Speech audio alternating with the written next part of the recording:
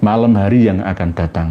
Demikian, wallahu a'lamu bis-shawab wal afu minkum. Wassalamualaikum warahmatullahi wabarakatuh.